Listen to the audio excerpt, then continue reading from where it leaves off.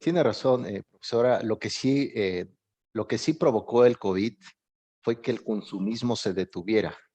Sí, Sin duda, entre los académicos, ustedes que son ilustrados, un servidor que es filósofo, nos damos cuenta que el consumismo, es decir, esos males que ya vemos literalmente en las calles, ya existía antes del COVID.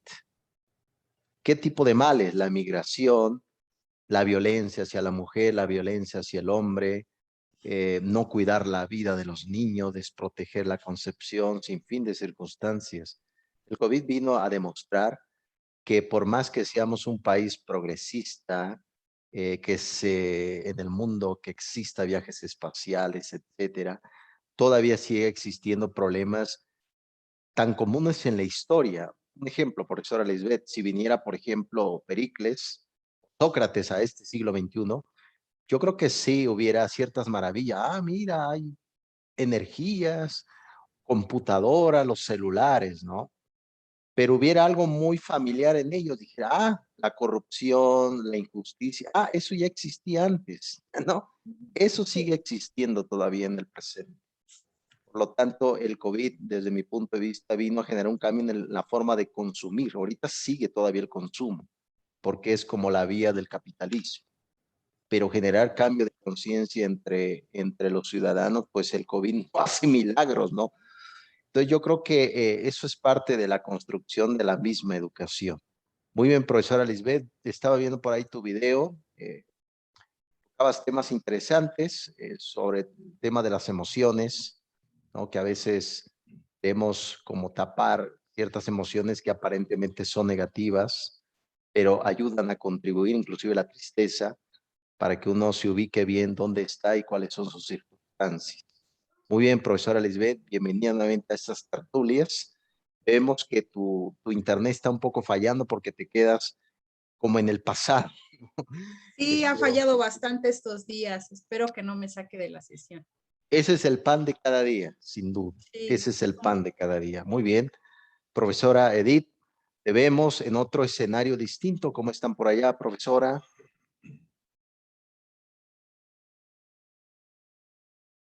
Buenos días a todos, gracias doctor por la bienvenida. Sí, efectivamente estamos en Hidalgo. Desgraciadamente por la pandemia no hemos podido salir, pero aquí en tu casa, que es la casa de mi cuñada también, Gracias, gracias. hicimos este uso de esta casa habitación porque pues conocemos el ambiente. Es un pueblito muy, muy alejado, pero igual como dice Alite, estamos padeciendo un poco del internet. Como estamos cerca de Tula, en Tula ya ve que se inundó y hubo una sinfín de catástrofes por las cuestiones naturales, acá igual el internet a veces aquí no es un servicio constante con el que batallamos, pero aquí estamos con todo gusto, doctor. Aprecio, profesora Edith, es bueno también cambiar de aire. Sobre todo vemos todavía que se mantiene cierta inocencia en las comunidades.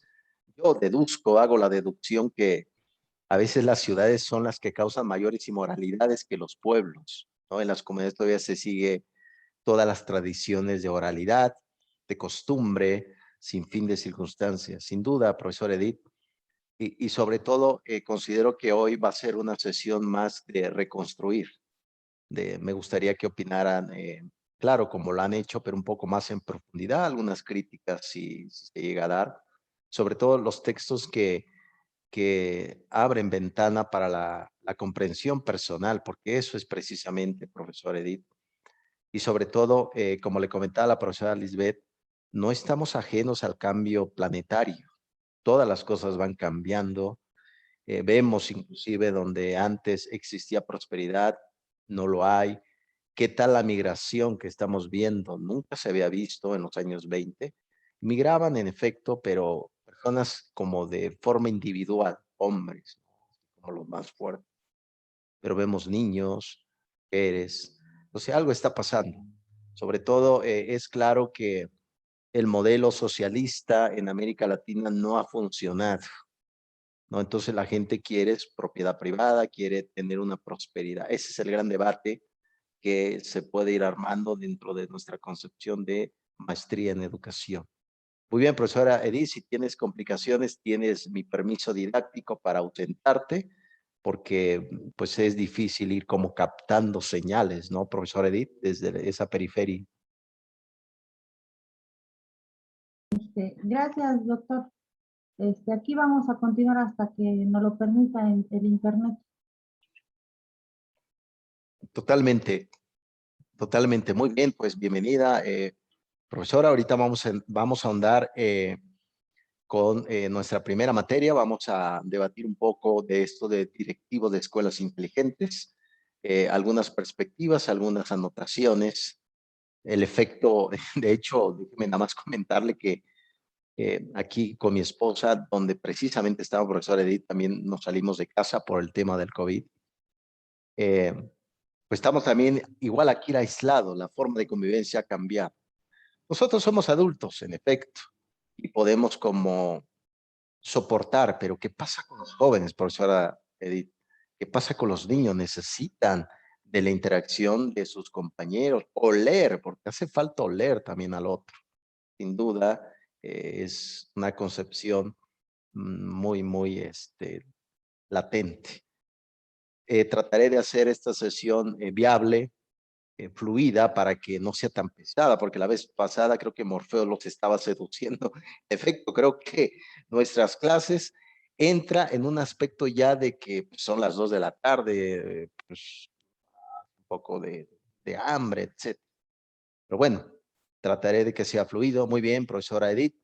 Profesor Juan, bienvenido. Usted sigue misterioso hasta ahora. Bienvenido, profesor Juan, a esta tertulia del día Shabbat. Gracias, gracias. Aquí estamos, aquí estamos. ¿Cómo estás por allá donde vive? ¿Cómo está su familia? Bien, ¿Cómo bien. va tu actividad? Pues yo estoy en el municipio de Coacalco y pues aquí, pues con las tareas que entregar. Oye, Con las yo creo tareas que que entregar. les estoy exigiendo demasiado, profesores. Me van a odiar como López Obrador, pero sin embargo les puedo decir que va a ser un momento más adelante para regresar otra vez lo flexible, profesor Juan. Fíjate que ayer, profesor Juan, me estaba zumbando el oído, pero que los alumnos de la maestría no estén por ahí, pues, armando una conspiración didáctica. Vamos, con respecto a los videos, pues sí, esos errores que a veces se tiene, que uno se equivocó y regresa, que te Sí, faltaron minutos. Entonces, todo ese, crea o no, sí es tiempo. Entonces, uno que no está familiarizado que dice, prendo la cámara y vámonos, ¿no? Entonces, creo que es un nuevo reto, eso de también plasmar las ideas, de estructurarlas. Entonces, yo le comunico de que sí tuve bastantes errores y aún así enviando el trabajo, pero pues uno está ensayando. totalmente, profesor Juan, y sobre todo esa didáctica de los videos, al final de cuentas es un diálogo personal, uno dialoga consigo mismo, ¿no? Te ves a la cara, ves tus gestos, uno quiere salir guapo, sale la mejor versión de uno, pero sin embargo, lo esporádico, lo natural, enriquece, profesor Juan, porque al final de cuentas, cuando uno está en el aula de clases, el lenguaje no es que uno esté memorizándolo, sino uno fluye naturalmente, ¿no, profesor Juan?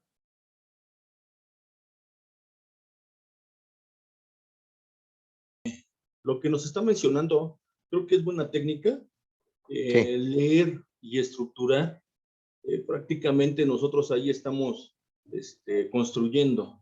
Entonces, me gusta la técnica porque nosotros al leer estamos estructurando, es como esa técnica del acordeón. Es una técnica que nosotros también estructuramos y dicen, es que no debes de hacer acordeones. No, es una técnica. Y esa técnica es porque está estructurando, está colocando lo más importante. Yo a mis alumnos les digo, realicen un acordeón, porque es una técnica. Lógico, no la saquen. Se van a acordar de lo que sí, sí. ustedes estructuraron, se van a acordar a lo mejor de esas ideas importantes que colocaron, hacen se puede decir, ese pasaje interno, de retroalimentación también, y pues es buena técnica también el acuerdo. En efecto, profesor, sin duda, y sobre todo, mira, seamos realistas. En la vida vamos discriminando ideas. No todas las ideas que recibimos, que aprendemos, son necesarias en nuestra vida práctica. Vamos discriminando y, en efecto, vamos organizando ciertos conceptos, profesor Juan. Sin duda, considero que dentro de nuestras materias vamos a ir viendo algunas pautas. Por ahí, ahorita vamos a entrar ya en materia con proyectos educativos. ¿Cómo van con la actividad de proyectos educativos, profesores? Ya empezaron a trabajar la primera etapa, ¿no? ¿Cómo van? ¿Cuál es su tema de investigación? ¿Cómo lo han visto? ¿Es viable o no su propuesta? Profesora Lisbeth. Pues yo voy a trabajar, como le había mencionado la sesión anterior, con respecto a la lectoescritura de mis alumnos, con los resultados que ya obtuve de 2 semanas que estuve aplicando el diagnóstico. Y bueno, en este sentido, pues sí quiero apuntar más a favorecer esa parte de la lectura y la escritura pues con una metodología que yo he llevado en algunos ciclos escolares anteriores, que bueno, aquí ya podríamos hacer como que ese contraste con el texto que analizamos acerca de las escuelas inteligentes, porque bueno, yo durante varios años he trabajado con esta metodología, que es una metodología para la adquisición de la lectura y la escritura, que es de Margarita Gómez Palacios. Pues si sabemos, ella es una autora pues muy nombrada, ¿no? En la educación en México, como también Emilia Ferreiro, pero Margarita Gómez Palacios ha abonado mucho a la educación, más en las escuelas rurales. Entonces, yo sí he leído algunos textos de ella, me ha gustado esta parte de la metodología. Y bueno, esta metodología acá donde yo trabajo, pues no la conocen. Yo trabajé 12 años en la Ciudad de México, docente frente a grupos siempre he sido. Después ya me vine al estado, bueno, me fui al estado de Hidalgo porque estoy en el estado de México, pero entré a trabajar acá. Entonces yo veo que esta situación del fluir de la información, pues es como lo dice la bibliografía. Vamos como que por pasos, porque allá en la ciudad nos exigían una cosa, nos pedían una cosa, y acá apenas se va trabajando.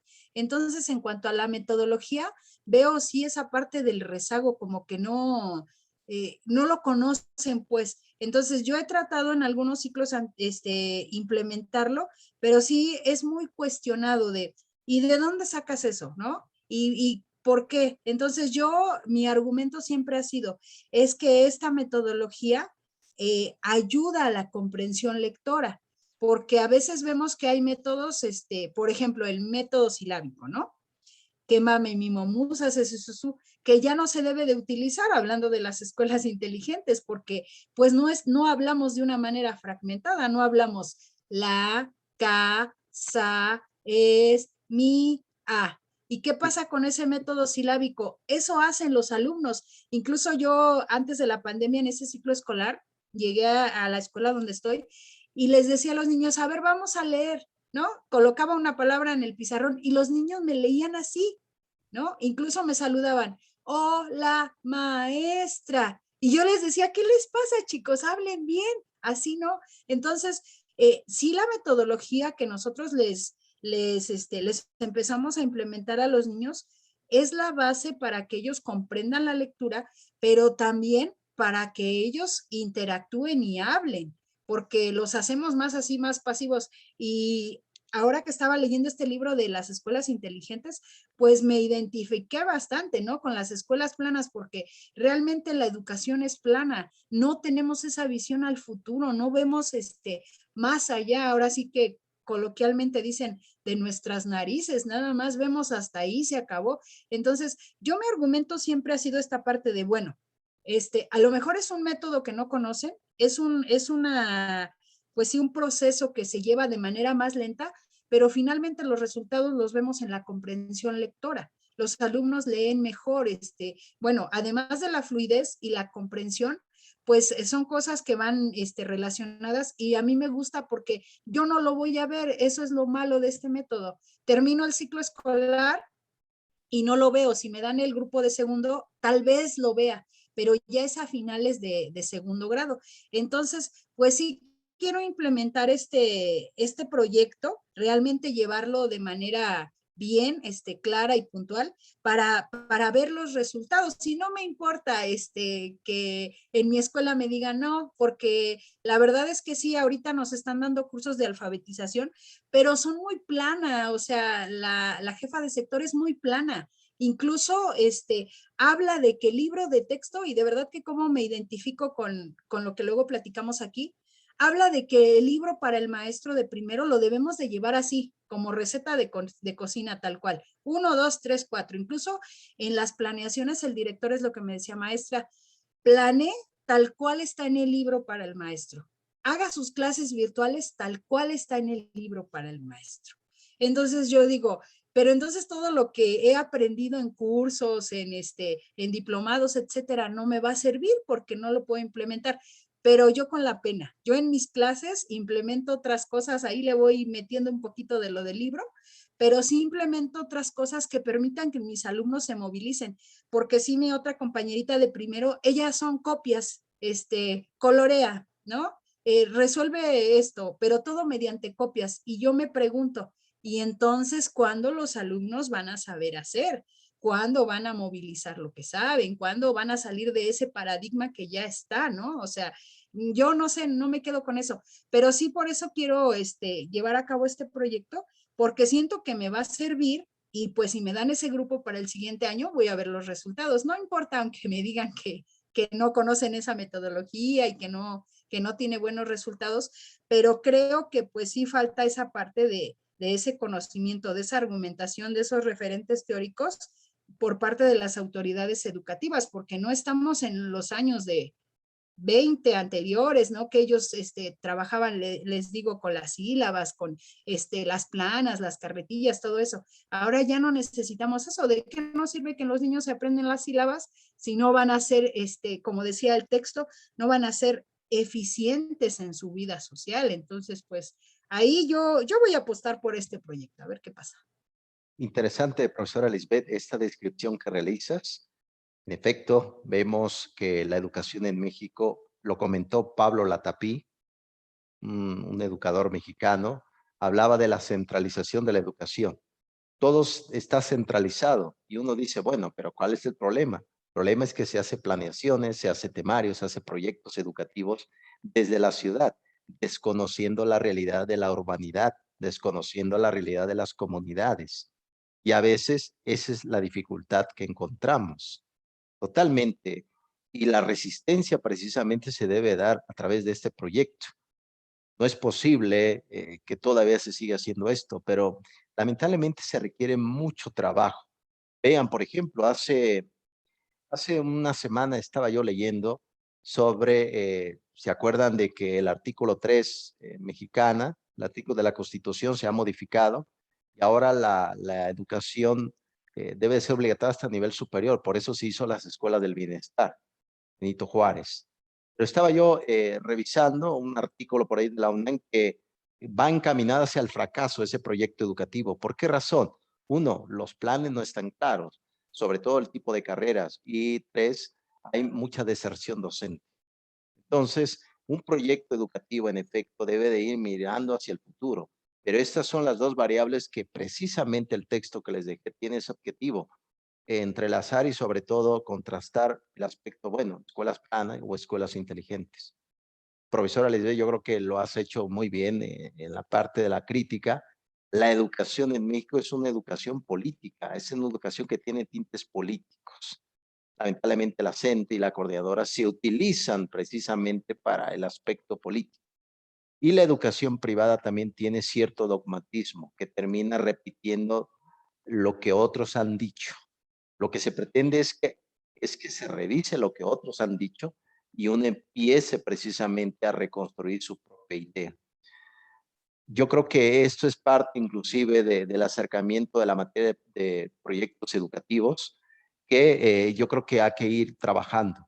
Actualmente las autoras, las profesoras, muy apreciado por mi parte, nos describe qué tipo de escuelas estamos viviendo. Por ejemplo, está el síndrome de Diógenes, ¿se acuerdan de Diógenes? De hecho, El Chavo del Ocho, esta serie mexicana que yo miraba en el siglo XX, todavía sigue pasando, se resguardaba en un barril. Pues lo tomó de Diógenes. Diógenes fue un filósofo en las escuelas socráticas menores del siglo V antes de Cristo.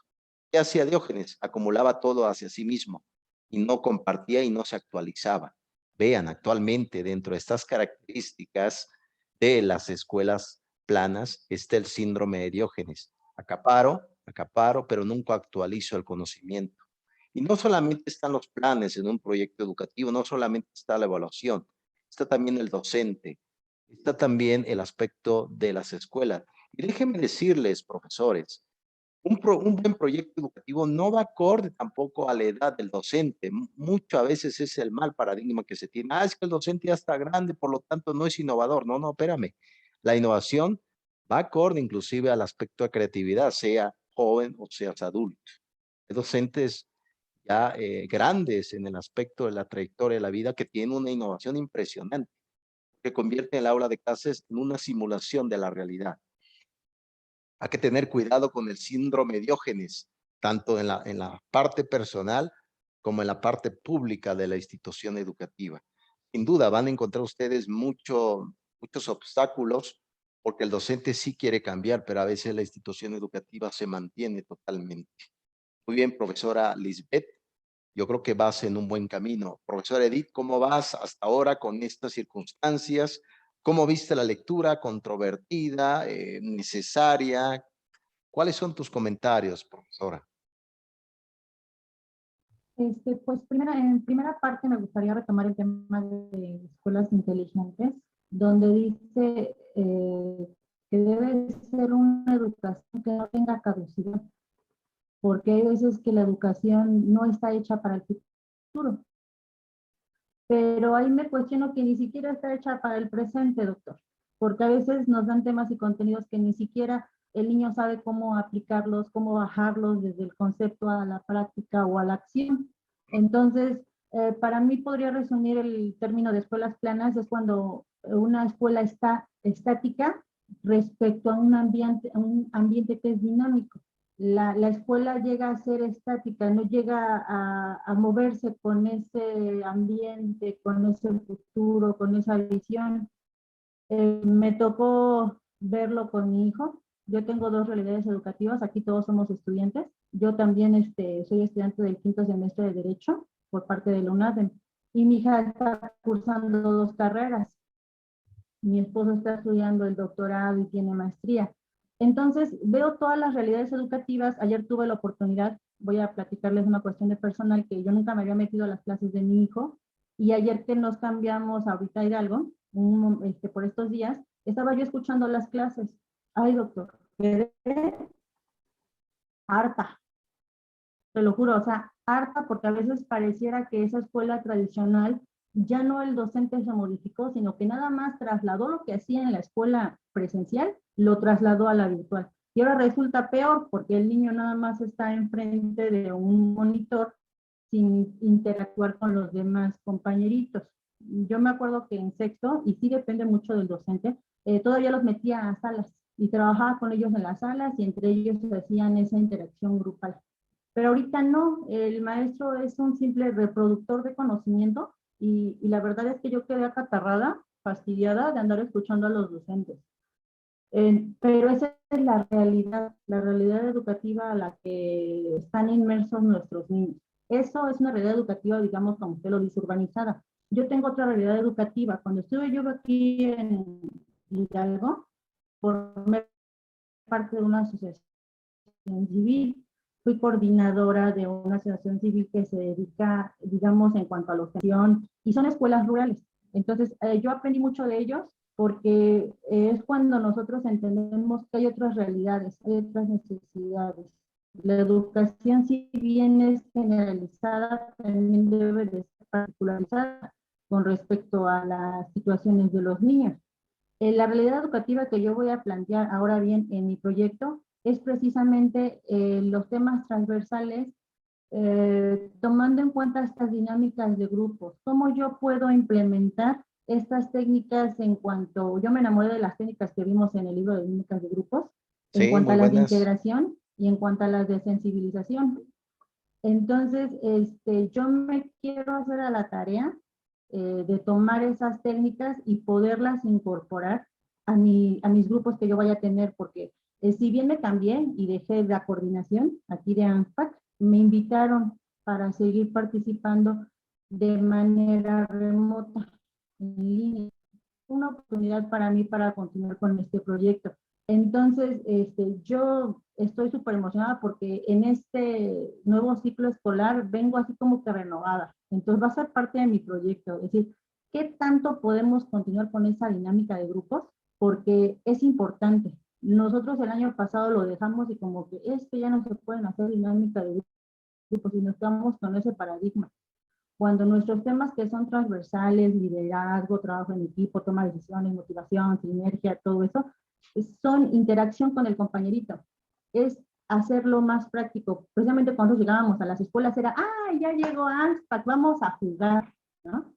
Vamos a, porque el conocimiento es más leve cuando se lleva a la práctica, incluso aprenden mucho más. Yo, 30% de la clase era práctica. Al último concluíamos, pero ya ellos sabían manifestar con sus propias ideas el objetivo de la sesión. Entonces, esta es, digamos, mi labor de este año, tratar de incorporar esas técnicas de sensibilización y de integración dentro del aula. Aunque sea de vía remota, voy a hacer algunas propuestas, como dice la autora, son técnicas que se pueden adaptar y que tenemos que adaptar, porque los niños se merecen eso, una educación que esté acorde a las necesidades. Porque la verdad es que sí me dio bastante pena ayer escuchar el viernes, perdón. Ya vi, se me perdió el día, sí, el viernes. Las clases de mi hijo y yo quedé, le digo, hasta cansada. Mi hijo me dice, ya no quiero entrar a clases. Ya, mamá, déjame faltar. Pero Entonces yo veo un niño, cómo es el ¿mande? curso, profesor Edith, de los docentes? ¿Cómo es su discurso de ellos? ¿Están leyendo? ¿O cómo lo hacen? Pues en este caso es de, anota la fecha, anota el tema, el tema es el siguiente, recorta, pega, escribe, copia esto que te estoy poniendo en un mapa conceptual, un tema, un cuadro sinóptico, pero cópialo. O sea, es de copiar el tema. No se trata de una retroalimentación con los niños de, bueno, ¿qué entendieron? Es más, hay muchos recursos en internet, un video a lo mejor más interactivo, algo más trabajado. Yo sé que es mucho trabajo incluso hasta diseñar una clase, pero hay muchos recursos de los cuales podemos hacernos llegar. Entonces, yo veo a veces que los alumnos se desmotivan. Mi niña también es estudiante del Instituto Politécnico Nacional y su carrera es química. Cuando debiera ser un poquito más práctica, los maestros igual siguen haciendo lo mismo. Incluso hasta tienen su pizarrón y los niños no ven nada, no ven nada del pizarrón porque la máquina no enfoca el número, entonces se ve totalmente borroso. O sea, yo lo veo con mis dos hijos y es así como que, híjole, pobrecitos, ¿no? Porque están desmotivados. Y uno, pues no es el papel del docente, la verdad. Pero esa es la realidad la que yo he visto.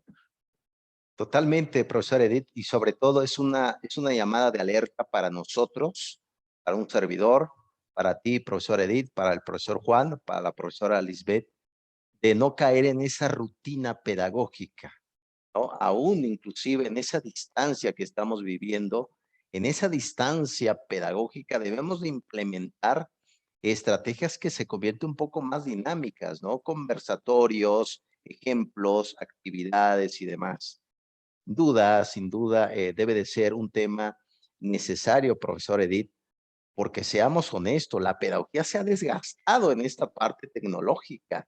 Todas las ideas están ya rebasadas. Entonces, precisamente el objetivo de estos textos, profesor Edith, al menos generen en ustedes algunas ideas que puedan llevar en su práctica profesional. Observo que toda tu casa es como el oráculo de Delfos, profesora Edith. Todos se dedican al estudio, ¿no? A la academia. Sí, doctor, este, mm, nos gusta. Y aparte, mientras uno más sabe, uno menos entiende. No sé por qué pasa. O más preguntas uno se plantea. Entonces, es muy rico platicar incluso con un niño, porque tienen unas perspectivas muy diferentes, muy nuevas. Ayer incluso, bueno, tratando el tema también, todos los temas que yo veo los comparto con mi esposo, con mi hija, con mi hijo, y mira, aprendí esto, de derecho igual, oye, la norma, los derechos humanos, se hace la reunión incluso hasta las 12 de la noche, por ahí estábamos debatiendo algún tema porque tampoco coincidimos en muchas cosas, pero hay elementos con los cuales debatir. Entonces es lo que nos da la información, el tener elementos para saber discernir algunas ideas y como dice el profesor Juan, estructurarlas. Algunas me las apropiaré, algunas más no. Algunas más me van a concientizar para saber si modifico algunos hábitos o no. Y yo creo que esa es la importancia del conocimiento, el que me moldee. Porque información que no, usted me dice pragmática, diría, ¿qué es eso? Pero información yo siempre les sigo comentando a mis hijos, información que tú no la pones en práctica no te sirve, no sirve. Entonces, ese es el punto. Aquí todos estamos ocupados. Eso es importante, profesora. Fíjate que sin querer queriendo me hiciste recordar a un filósofo, educador, que tiene un libro que se llama El Magíster de San Agustín de Hipona, siglo V de nuestra era. Él decía que él hace una comparación del saber, de los saberes y de la ignorancia. Él decía que entre más sabe uno, más sufre. Él asociaba el conocimiento con el sufrimiento. Entonces la ignorancia, decía San Agustín, es como cierta tranquilidad, entre paréntesis. Pero sí, sin duda, informarse puede ayudar inclusive para que nosotros sepamos hacia dónde vamos, profesor Edith, más en este mundo totalmente contradictorio en algunas normativas, ahorita que está estudiando la parte jurídica. Interesante, profesor Edith. Espero que este proyecto educativo lo puedas llevar a buen puerto y más adelante pues ir trabajando en esta construcción. Veo por ahí que la profesora Lisbeth se quedó como si tuviera en una oración, no sé, está ahí parada, ¿no? La profesora. Pero sí los estoy escuchando y yo sí veo que se mueven, pero yo creo que no me muevo. Exactamente, como les había comentado, se quedaron en el pasado. Y el tiempo es relativo, ¿no? Como la propia educación. Muy bien, profesores. Bien, considero que el texto de las profesoras, escuelas inteligentes, escuelas planas, pueden ayudar para que uno, como sujeto cognoscente, que conoce, pueda ir desarrollando habilidades para la práctica y para su acción. Es importante no perder de vista que los proyectos de aprendizaje o los proyectos educativos no solamente es de una institución educativa, son proyectos personales. Uno puede llevar a cabo un proyecto para ir generando ciertas características en la vida. Recuerde muy bien esto. Esta parte de los proyectos deben de ser el camino. Bien, profesores, en la tercera sesión, ya para ir concluyendo y vamos ahorita con la otra materia, dinámicas de grupos, el libro de esta semana va a ser los proyectos de aprendizaje. Aquí va a venir un tema necesario, pertinente para este aspecto del aprendizaje, que es la innovación. Recuerden muy bien esto, profesores. La innovación no es algo que venga desde un futuro lejano. La innovación puede venir también del pasado. Muchas ideas, muchas herencias dentro de la institución educativa vienen del pasado, no vienen del futuro. Entonces, la innovación educativa, recuerden bien esto, no todo lo nuevo es lo mejor, no todo lo nuevo tiene un gran impacto en el ámbito educativo. Fíjense que me hace recordar este proyecto educativo de una escuela que se aplicó este proyecto que se llamó Summerhill, de Alexander Neal. Alexander Neal fue un pedagogo que trabajó desde el mundo inglés y fundó la escuela de Summerhill, un internado de hombres y mujeres. Lo pueden encontrar, este libro lo pueden encontrar en Fondo de Cultura Económica.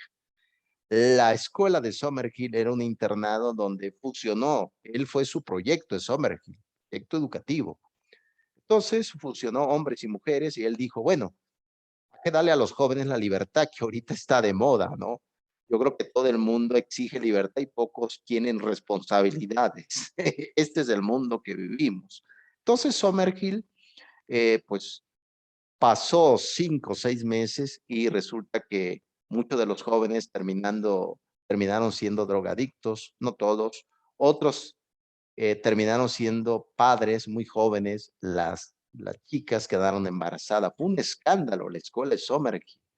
Eso fue un proyecto que se fue al extremo. Es decir, cuando nosotros nos damos cuenta que cuando uno hace un planteamiento para resolver un problema, para abordar una dificultad, siempre estamos dentro de los límites del compromiso, de la responsabilidad. Siempre tenemos límites.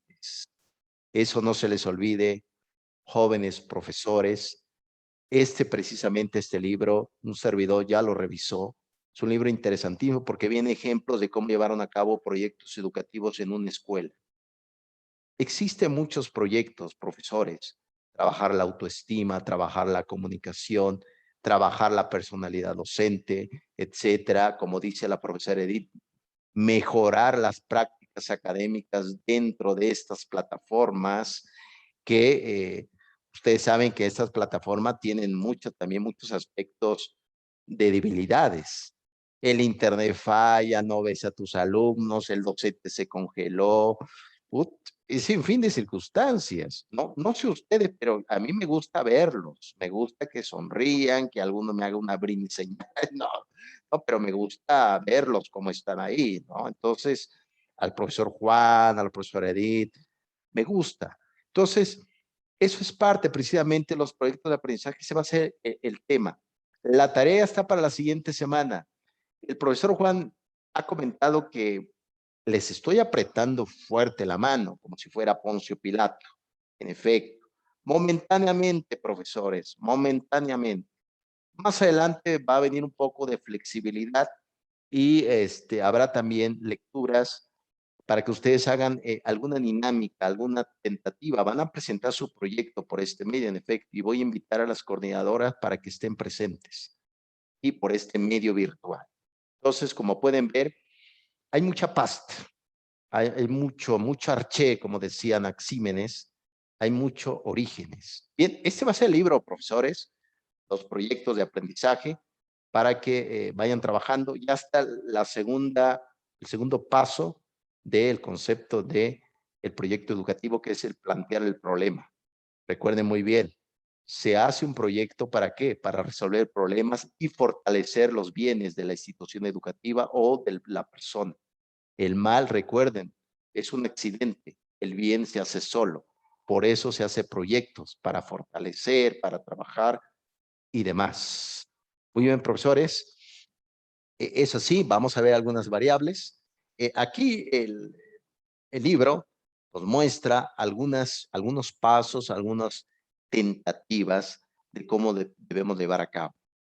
Recuerden muy bien, profesores, como les había comentado, hay un libro, creo que ustedes ya lo revisaron, de hecho lo he mencionado, que se llama El valor de educar, de Fernando Sabater, editorial Ariel. Ese libro, un servidor ya lo revisó, y hablan en el valor de educar, hablan un aspecto interesante en el capítulo 3, que dice el eclipse de la familia. Recuerden muy bien que si un buen proyecto educativo debe también debe de planificar también el ambiente de la familia. Cada uno de ustedes tiene proyectos personales, todos tenemos proyectos. ¿Un proyecto cuál sería? Terminar la maestría. O a lo mejor más adelante diría el profesor Juan o el profesor Lisbeth o el profesor Edith, bueno, voy a hacer un doctorado. Ese es un proyecto. Por eso este libro dice planificar. Recuerden bien, cuando uno planifica, ¿cuál es la consecuencia? evitar que gastemos más. ¿Se acuerdan que les había comentado que dentro de la planificación viene dos tipos de características? Uno es el vicio. Un docente cae en vicios, en efecto, cae en vicios. ¿Y eso qué provoca? Que se gaste más. Es decir, una mala educación cuesta más que una buena educación. Y el otro es la virtud. Es precisamente reorganizar hacia dónde queremos ir. Como se dice en griego, arete. Arete significa virtud. La otra acción es actuar. Bien lo comentaste, profesora Edith, profesora Lisbeth, profesor Juan. Lo principal de todo esto es que el docente en el proyecto educativo tenga un conocimiento enciclopédico. Sin duda, todo docente debe tener un conocimiento enciclopédico. He visto por ahí algunas habilidades que tiene, ¿no? Por ejemplo, el profesor Juan puede ser un poco ecléctico, la profesora Lisbeth es un poco, se podría decir, realista, muy aristotélica. La profesora Edith, le he dicho, es muy pragmática, como John Dewey, ¿no? Entonces, cada uno tiene una metodología que le ha ayudado hasta ahora. Esa es la actuación. Por otro lado, no debemos de, el que tiene ojos que vea, ¿se acuerdan? Uno de los libros del Nuevo Testamento, el libro de Juan, viene un pasaje que dice, el que tenga ojos que vea, la observación. Gran parte de los proyectos educativos, profesores ilustres, provienen no de la nada, no del nihilismo, sino provienen del actuar de la práctica docente.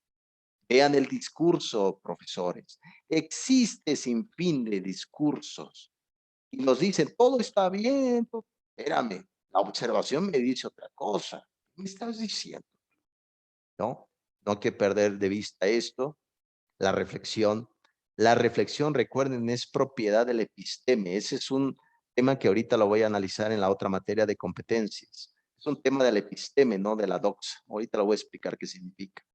La reflexión es eso. Mirar lo que se ha hecho, modificar los errores y proyectarse hacia adelante. Esa es la reflexión.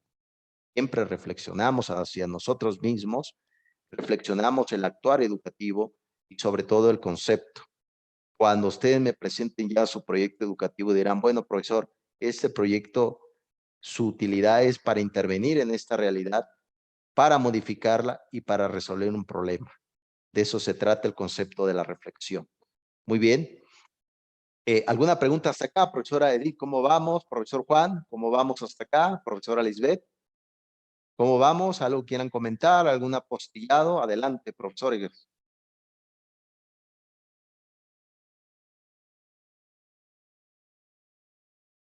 Todo bien, doctor. Muy bien, excelente. Profesor Juan, ¿cómo vamos por ahí?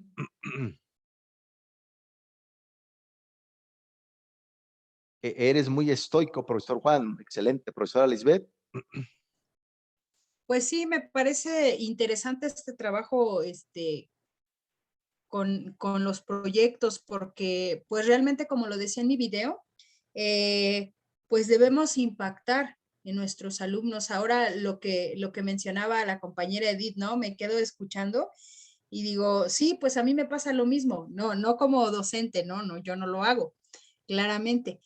Pero yo observo, por ejemplo, las clases de mi hijo, también está en secundaria e incluso el ciclo pasado le decía, oye, esa clase de historia, qué bárbaro, el maestro, bueno, ni leer sabe, yo sí le decía, ¿no?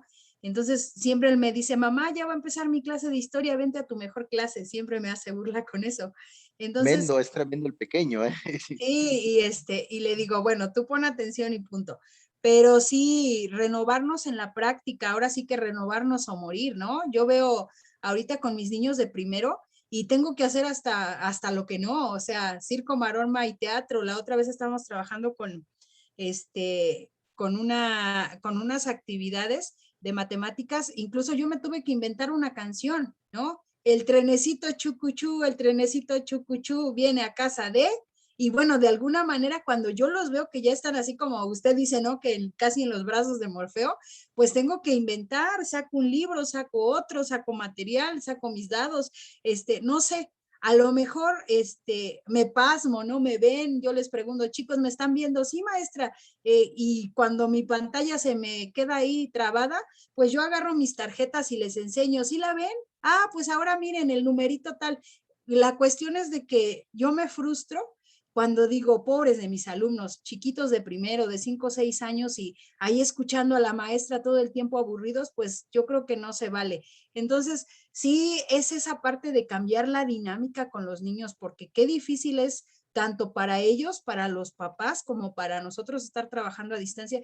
Y digo, a lo mejor no les voy a proyectar la ruleta famosa, ¿no? Que tanto hacen alusión, porque pues mi internet no da, o sea, se pasma, yo la veo que gira y ellos no la ven. Entonces, pues vayan, corran, ahora vayan por un, ¿qué tienen ahí en su casa que tiene letras? Y los niños de verdad que van corriendo, ¿quién gana? ¿Quién gana?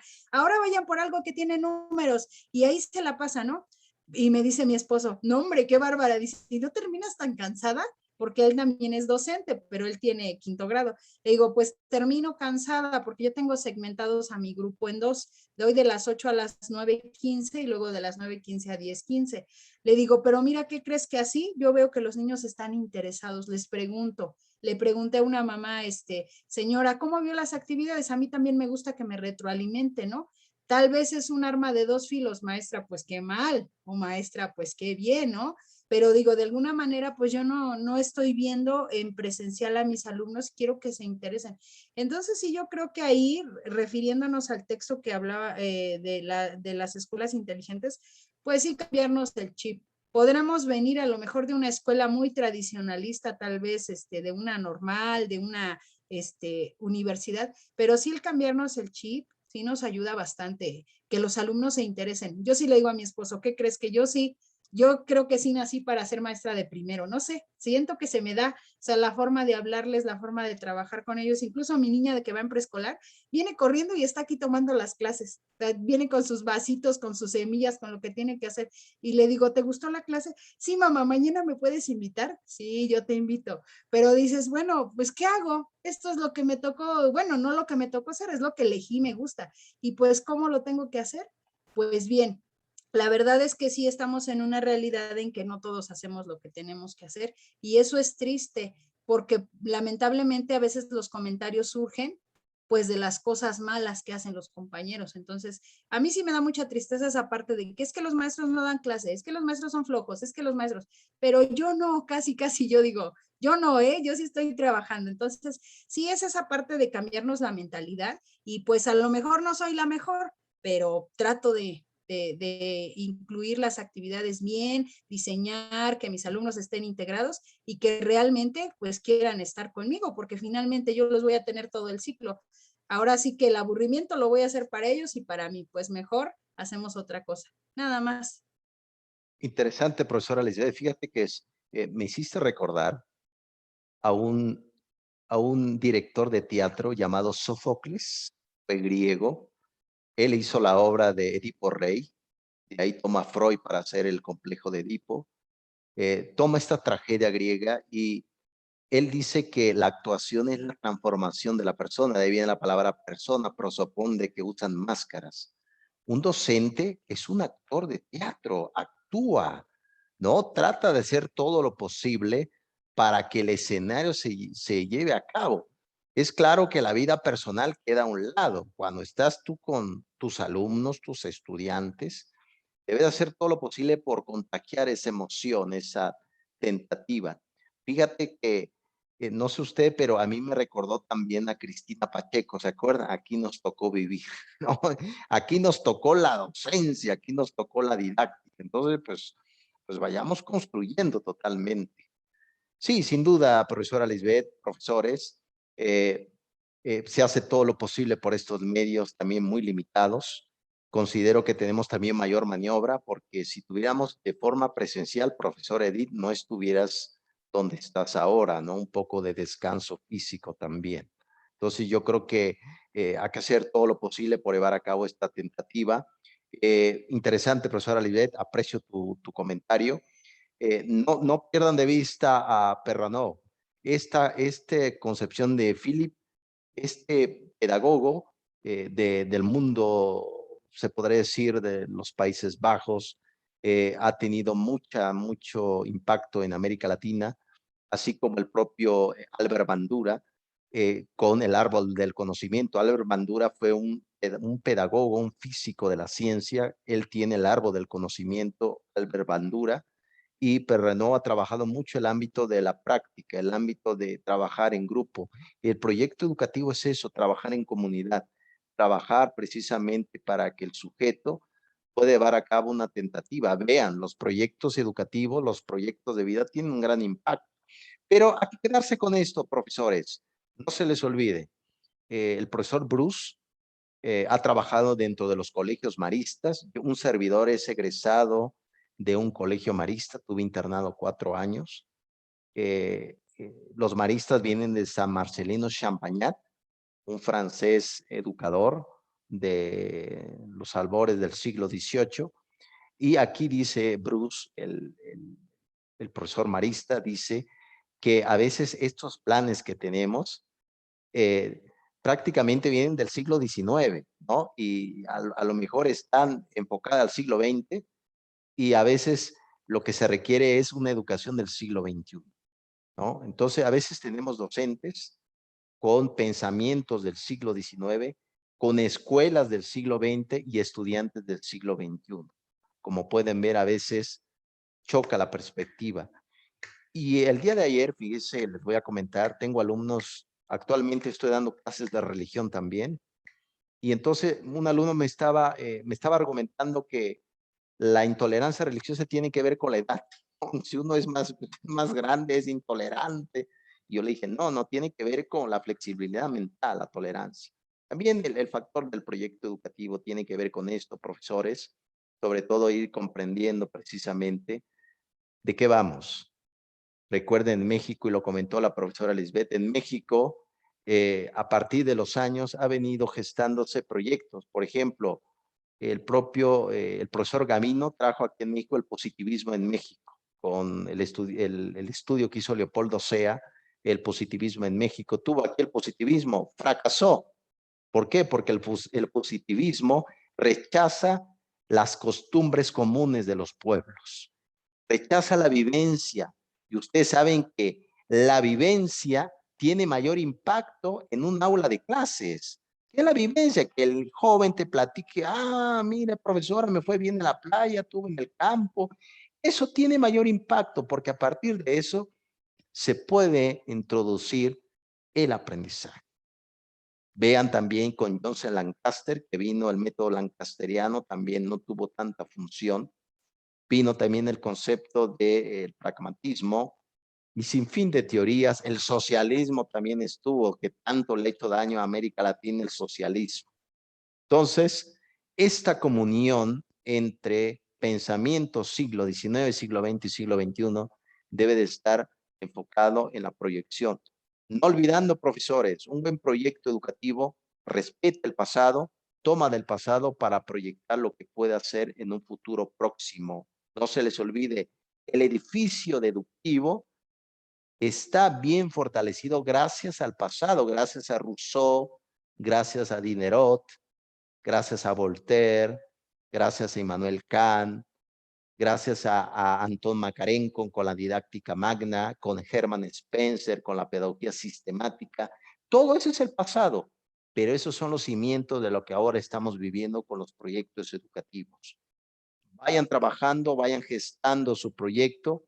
Cualquier duda, profesor Edith, profesor Juan, profesora Lisbeth, estoy para apoyarlos. Claro, con justicia, no me vayan a decir, profesor, denos la herencia. No doy la herencia, jóvenes, profesor, tengo limitaciones, ¿no? Pero yo creo que dentro de esta perspectiva se puede hacer, profesores. Muy bien. ¿Qué les parece si tomemos un pequeño receso de bueno, vamos a abrir la democracia, ¿no? Como hace poco llegó el dictador cubano, vamos a hablar de democracia, ¿no? Suena como una telenovela, en efecto. Profesor Edith, profesor Juan, profesora Lisbeth, ¿cuánto quieren de receso? Y ahorita volvemos a regresar. ¿O no quieren receso?